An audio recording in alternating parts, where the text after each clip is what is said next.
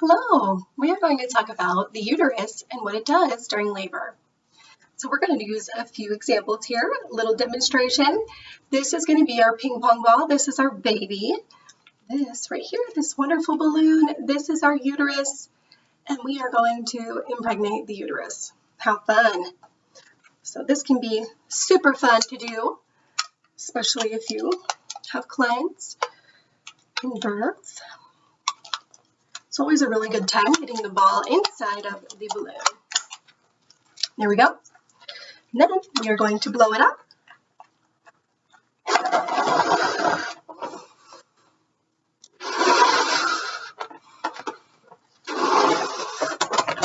So however large you would like it to be.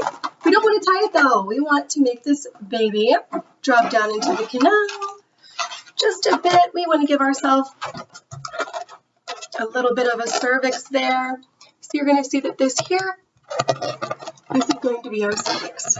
This little bit of not effaced, not very dilated, maybe a centimeter, maybe.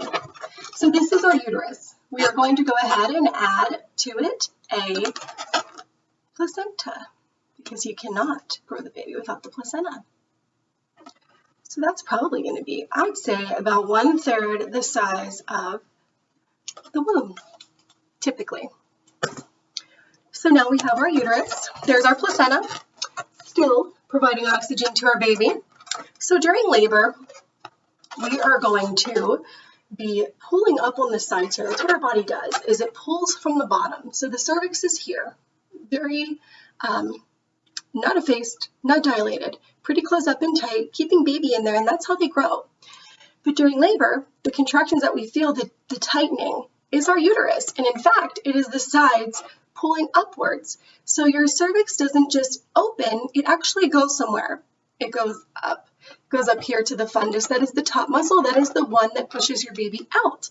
And that is why our contractions get stronger as they go, because this muscle here is getting stronger as we are pulling it up. So it's pulling it up, making it stronger and stronger. And then when this is completely dilated all the way open so that baby can be born, this is at that time very, very strong because all of that is now up here. So this is kind of how that works. It pulls up on the side and pushes downward. I'm going to get closer so you can see. And you can see how it is with each contraction. It will become more effaced, not exactly more dilated quite yet, but it is thinning out, which is the effacement of the cervix. So if we keep doing this, you'll see that it starts to look a little different in there. And with each one, we are pulling up and pushing down. So this is how it's working.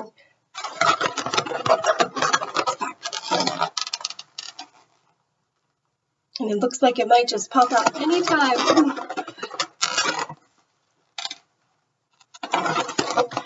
And if you can see it, which you probably can't, but in person, this part here starts to look far more dark than down here. This is more transparent, and that is why, because we are pulling upwards. Eventually, we birth our baby, and all is well. But if we take a look here, let's see if we can. At our uterus, it is on here. It is not 9 inches wide. It is not a gaping wound because after we give birth, our uterus does shrink. This is called uterine involution. And in uterine involution, our uterus comes down even immediately after birth. So at 24 hours postpartum, it is already pretty significantly far down to the navel.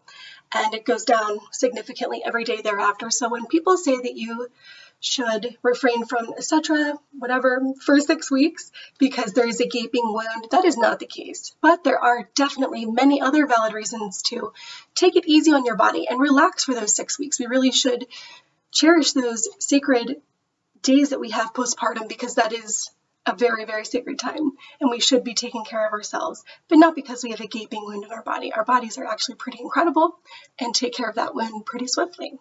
So that is what occurs during labor with our uterus, and yeah.